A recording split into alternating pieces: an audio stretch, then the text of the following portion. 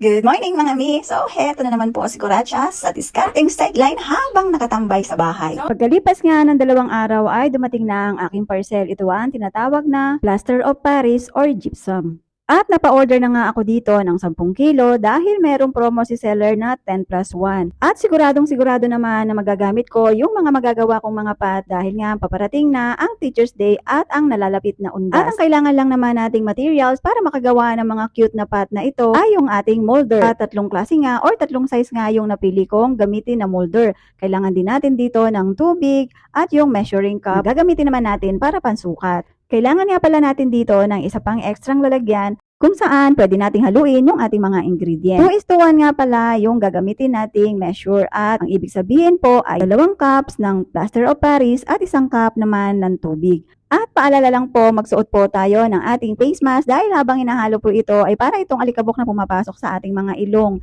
At ang ginagawa ko ay paunti-unti ko ang nilalagay yung aking tubig para siguradong mahalo sila at siguradong matunaw yung plaster of Paris bago ilagay sa mga molder.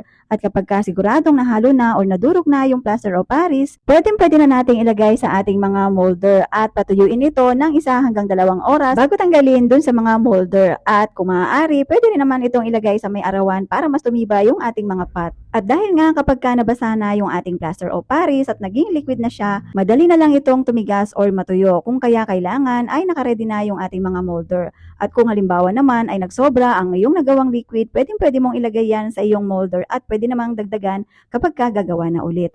At after nga ng 1 oras, ito na nga yung mga natapos kong mga pot. Pwedeng lagyan ng mga flower at pwede rin lagyan ng wax para sa darating na undas. At kung nakatulong po ang video ko para sa inyo, ay maaari nyo pong i-share para malaman din po ng iba. At dito na po magtatapos ang ating munting video. God bless po sa ating lahat at bukas pong muli. Bye!